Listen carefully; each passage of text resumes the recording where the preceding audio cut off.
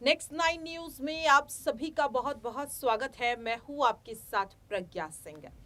क्या मुख्तार अंसारी की तरह अब आजम खान की भी जान चली जाएगी? क्या सीतापुर जेल में बंद आजम खान को भी अब सता रहा है जान जाने का डर? आखिरकार ये सवाल लगातार क्यों बन रहे हैं? दरअसल आपको बता दें कि जहां बीते 28 मार्च को लगभग रात 10 बजे के आसपास माफिया डॉन कहे जाने वाले मुख्तार अंसारी का अचानक निधन हो जाता है। जानकारी के मुताबिक वे बांदा की जेल में बंद थे। अचानक बेहोशी और सीने में दर्द की दिक्कत के चलते उनकी तबीयत बिगड़ जाती है और इसके बाद देखने के लिए मिलता है कि उन्हें बांदा के Rani Durgavati hospital medical college में उन्हें एडमिट कराया जाता है और जिसके बाद तुरंत 9 डॉक्टरों की टीम उनका इलाज करती है। लेकिन आखिरकार लाख कोशिशों के बाद भी मुख्तार अंसारी को डॉक्टर्स की टीम बचा नहीं पाती। जहां एक और मुख्तार अंसारी के निधन को उनका परिवार साजिश बताता हुआ नजर आ रहा है, तो इसी बीच अब आजाद समाज पार्टी के संस्थापक चंद्रशेखर आजाद ने एक बड़ा खुलासा कर दिया। चंद्रशेखर आजाद ने कहा कि जिस तरह से मुख्तार अंसारी की जान गई है, अब वैसा ही कुछ आजम खान के साथ भी हो सकता है। आजम खान की जान पर भी अब बड़ा खतरा मंडराता हुआ नजर आ रहा है। जानकारी दे दे कि आजम खान इस वक्त उत्तर प्रदेश की सीतापुर जेल में बंद है और कुछ महीनों पहले खुद आजम खान ने भी अपनी जान जाने का खतरा यहां पर बताया था। पुलिस को लेकर क्या कुछ आजम खान ने उस दौरान कहा था, सुनिए जरा। हमारा एनकाउंटर भी हो सकता है। आप लोग कुछ भी हो सकता है।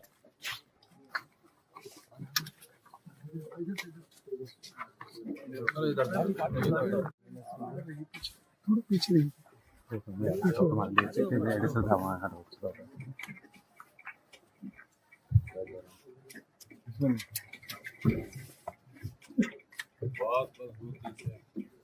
बब्बा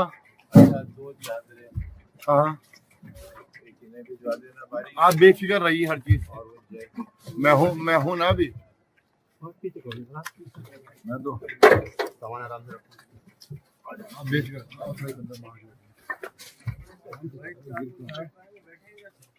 एक बार आ जाओ बस। और आगे बैठ जाए। आगे बैठो। और आगे बैठ जाए। आगे बैठो। आगे बैठो।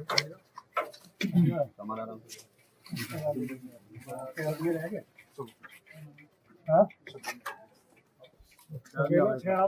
कितने आ गए? 6 कांस्टेबल।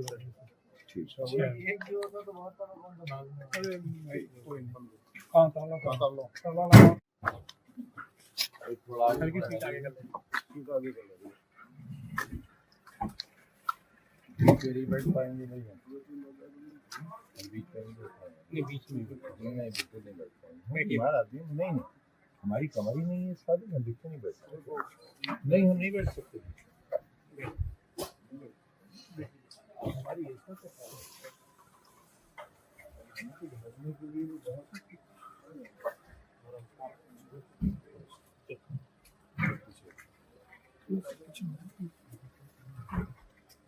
हो जाइए, थोड़ा सा उधर हो जाइए।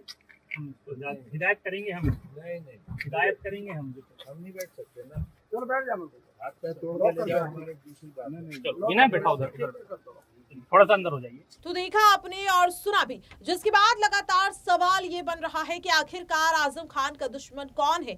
क्यों आजम खान की जिंदगी पर ये बड़ा खतरा मंडरा रहा है? और इसी को लेकर अब आप देखिए हमारी ये एक और रिपोर्ट। बिल्कुल, मुख्तार अंसारी की मौत के बाद लगातार यही सवाल उठ रहे हैं कि क्या वाकई जो जेल के अंदर जो कैदी कह सकते हैं कि तमाम अपराधों में उनके नाम शामिल हैं, उनको जेल में बंद रखा गया, सलाखों के पीछे हैं और सालों से सलाखों के पीछे हैं। अचानक ऐसा क्या होता है कि उनको इस तरह से अपनी ज़िंदगी से हाथ धोना पड़ता है? क्योंकि देखिए, हमारे यहाँ संविधान के अनुसार चीज़ें चलती हैं। इसका मतलब ये नहीं कि पुलिस की गोली से ही हर बार इस तरह की चीज़ें होती हुई नजर आएँ। हर बार जो कह सकते हैं कि जेल प्रशासन उसकी लापरवाही इसमें नजर आए। आपने देखा अतीक अहमद को लेकर तमाम सारे सवाल थे कि जिस तरह से उनकी मौत हुई उसको लेकर भी बहुत सारे जो है कटाक्ष योगी सरकार के ऊपर हुए। इसके उससे पहले विकास दुबे की जिस तरह से मौत हो जाती है उसको लेकर भी सवाल खड़े होते। अब जिस तरह से मुख्तार अंसारी का जिक्र आप कर सकते हैं, आजम खान के बारे में लगातार लगातार ये बातें हो रही हैं। कल चंद्रशेखर आज़ाद ने भी ये बात कही कि भाई अब उनकी जान को भी खतरा है, उनको जो है बेहतर सुरक्षा मिलनी चाहिए, क्योंकि हम पुलिस पे तो भरोसा कर नहीं सकते, क्योंकि सलाखों के पीछे बंद होने के बावजूद भी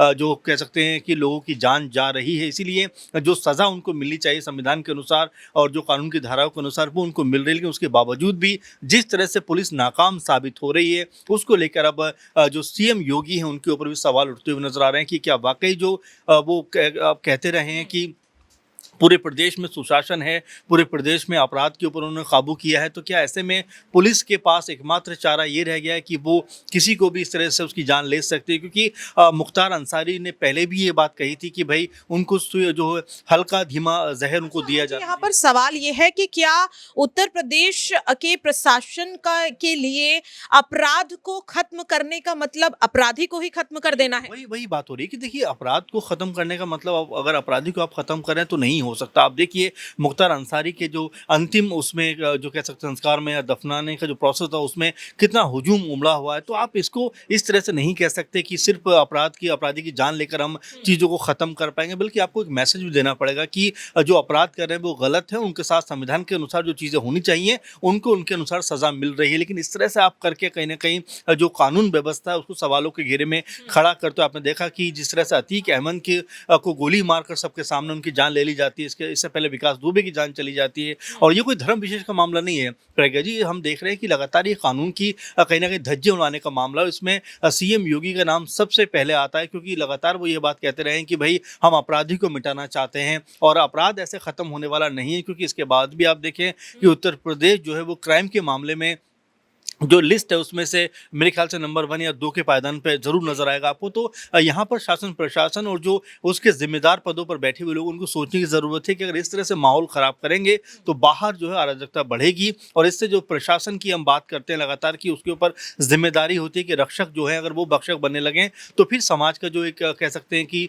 लोगों का जो एतबार है कहीं ना कहीं वो कम होता हुआ नजर आएगा। तो देखा आपने और सुना भी किस तरह से हमारे सहयोगी अमन जी ने भी इस बात को साफ तौर पर कहा कि मुख्तार अंसारी का यूं अचानक निधन हो जाना और ऐसे में आजम खान के मन में ये डर पैदा होना कि कहीं अगला नंबर उन्हीं का तो नहीं है, ये सवाल उठना लाजमी है। मांग यहाँ पर चंद्रशेखर आजाद ने की है आजम खान के लिए सुरक्षा मुहैया कराने की। इसी के साथ आजम खान ने ये भी कहा, क्या यहाँ पर आजम खान को लेकर चंद्रशेखर आजाद ने यह भी कहा कि उनके परिवार के तीनों सदस्यों को एक ही जेल में शिफ्ट किया जाए और आजम खान की सुरक्षा भी बढ़ाई जाए। अब देखना होगा कि क्या पूरे मामले में प्रदेश की सरकार कोई बड़ा फैसला लेती हुई नजर आती है या फिर नहीं। फिलहाल के लिए इस खास रिपोर्ट में इतना ही। देश और दुनिया की तमाम खबरों के लिए आप देखते रहिए नेक्स्ट 9 न्यूज।